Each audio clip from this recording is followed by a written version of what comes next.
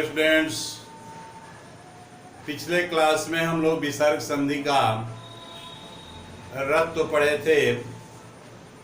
विसर्ग किन किन कंडीशंस में, किन किन परिस्थितियों में र हलंत में परिवर्तित होता है वो हम लोग पढ़ चुके हैं।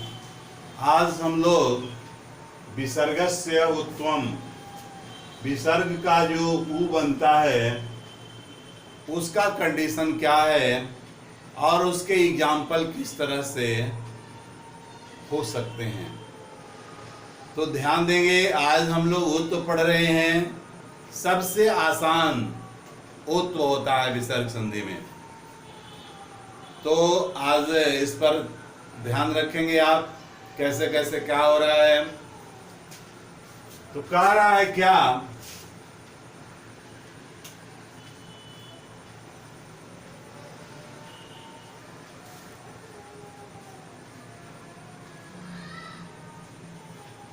ये विसर्ग है, ये प्लस है, धन का चिन्ह है, जोड़ का। विसर्ग से पूर्व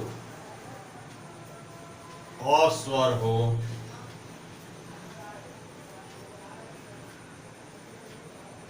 केवल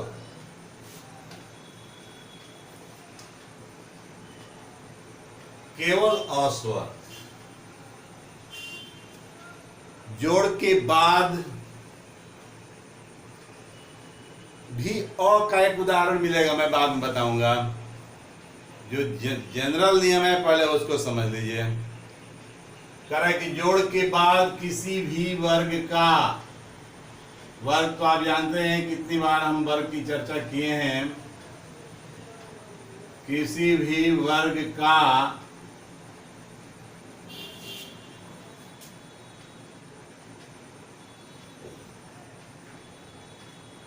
तृतीय, चतुर्थ,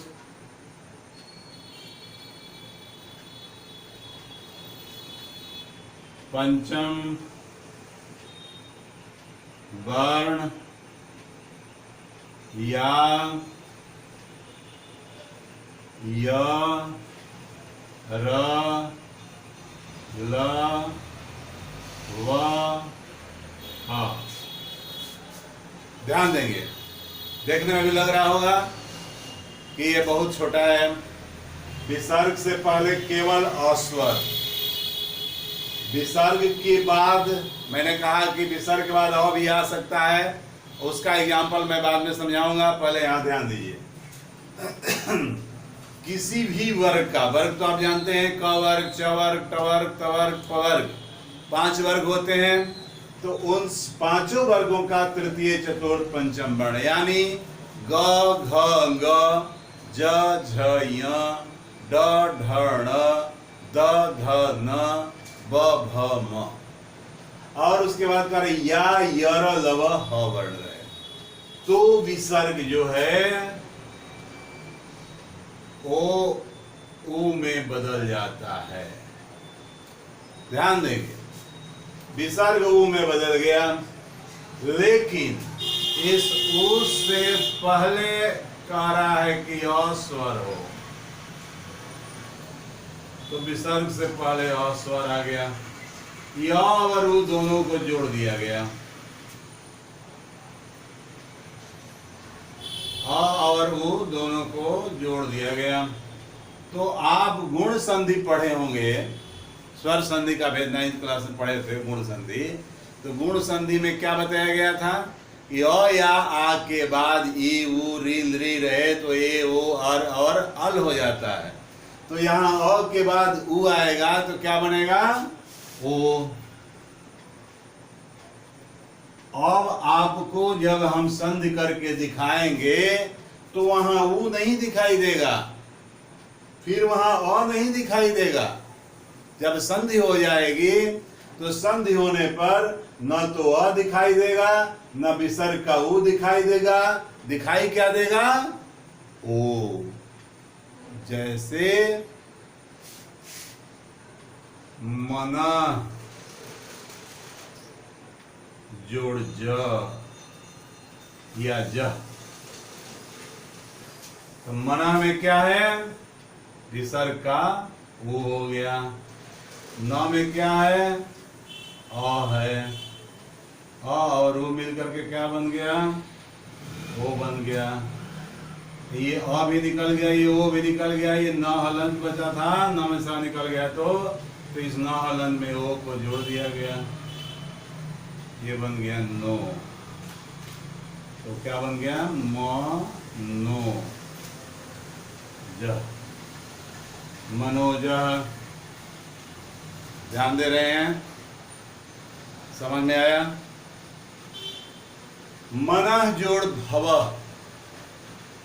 पवर का भ जो है चतुर्थ वर्ण, प फ ब भ, मनः जोड़ भव।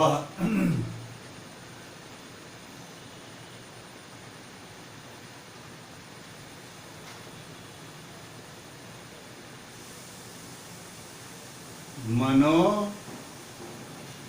भव, यशः जोड़ दा,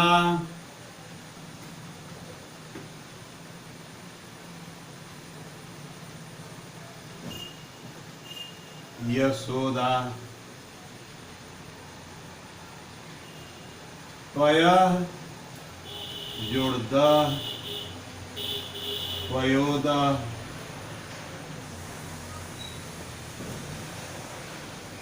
त्वयः जोड़ धरा,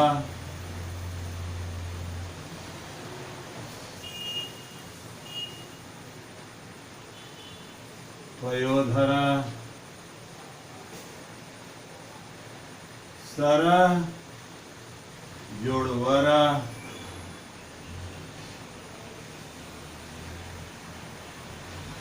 सरोवरा।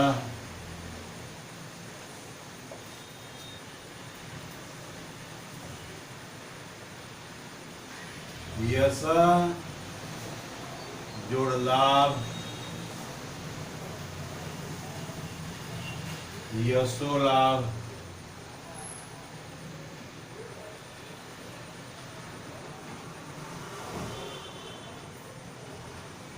यश जोड़ गान,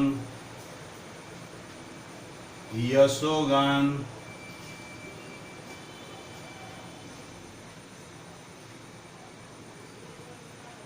मन जोड़ नयन,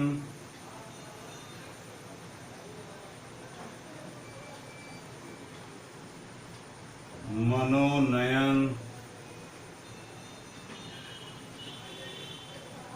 आप समझ रहे होंगे विसर्ग का तृतीय चतुर्थ पंचम वर्ण रहे। तृतीय का भी उदाहरण हमने दे दिया, द आया है, यहाँ ज आया है, यहाँ नयन आया है, न जो है पंचम वर्ण, ये न मनोनयन हो गया, और ये व आ गया, ल आ गया, ह का देख लीजिए,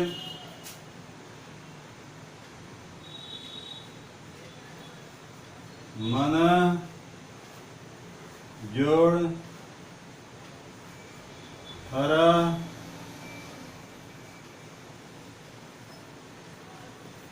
मनोहरा।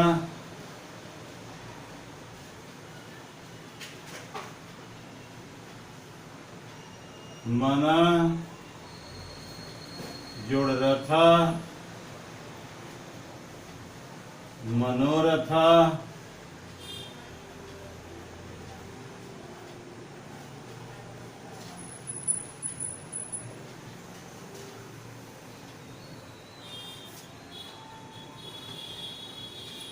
य का देख लीजिए,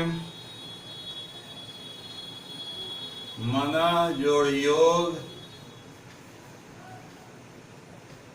मनोयोग।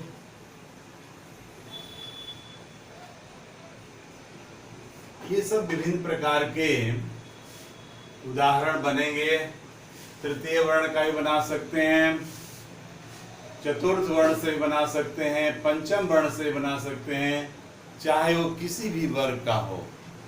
तो आप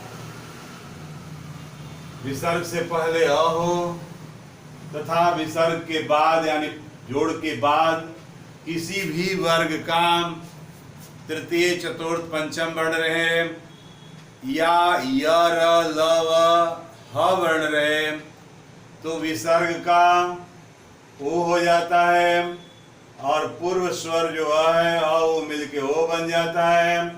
जैसा कि उदाहरण आप सबके सामने है, हम सबों ने इस पर ध्यान दिया, बनाया, और वो सब सटीक उदाहरण है।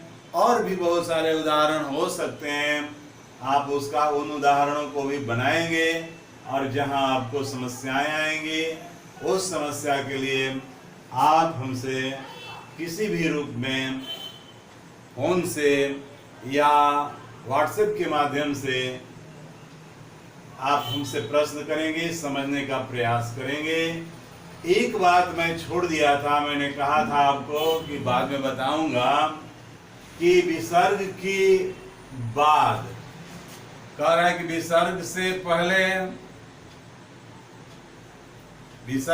पहले अ हो और विसर्ग के बाद भी अ हो। इस नियम को ध्यान दीजिए, विसर्ग से पहले भी अ हो और विसर्ग के बाद भी अ हो, फिर भी इस विसर्ग का उ बनेगा और ये अ आ करके ओ बन जाएगा। अ और उ बराबर ओ। जैसे क जोड़ पी, ध्यान दीजिए, क विसर्ग से पहले क में अ है, आगे भी अ है, यहाँ भी अ है, ये अ है, विसर्ग में उ हो गया, फिर इधर जोड़ के बाद भी अ है, तो अ और उ मिलके ओ हो गया, और ओ के बाद जोड़ के बाद ये अ है। तो इसको क्या करेंगे, तो क का तो को बन गया, कह जो है वो को में बदल गया, कहलंद में वो जोड़ दिया गया, को हो गया। लेकिन ये जो आया अपी का अ जो है और लुप्ताकार अ में बदल जाता है। ये चीज हम लोग स्वर संधि के अंतर्गत, हालांकि 9th क्लास में आपको पूर्व रूप संधि नहीं पढ़ना था, फिर भी हो सकता है कि हम लोग कोई उदाहरण ऐसा किताब में आया हो जहां हम समझाए होंगे। हमें लगता है कि हमने कभी समझाया है, और नहीं भी समझाया है तो आज समझ लीजिए। ये को जोड़ा पी रहेगा तो हो जाएगा, वो क्या कहलाता है, पूर्व रूप संधि। लेकिन यहाँ क जोड़ा पी को तो जोड़ेंगे तो को अपी बनेगा। वहां भी को जोड़ा पी जोड़ते थे तो को अपी बनता था। उसी तरह से स जोड़ अयम, तो सह का सो बन गया और अयम का अ ऐसे हो गया और लुप्ताकार में सोयम। तो ये आप को मैंने छोड़ रखा था कि बाद में समझाऊंगा। विसर्ग से पहले भी अ हो, विसर्ग के बाद भी अ हो, तो उस कंडीशन में यहाँ उत्व हो जाता है, और उत्व होने के बाद पूर्व अ से गुण हो करके वो ओ हो जाता है, और तब इस तरह से रूप आपका बनता है। अगर आपको किसी तरह का प्रॉब्लम हो तो उस प्रॉब्लम को हल करने के लिए जो कुछ भी पूछना होगा पूछेंगे। मैं जब पूरा विसर्ग संधि समाप्त कर दूंगा, यानी विसर्ग के लोप तक पहुंच जाऊंगा, आज वो तो हो गया। विसर्ग का जो लोप है उसको मैं समझाऊंगा, वो थोड़ा बड़ा पार्ट है।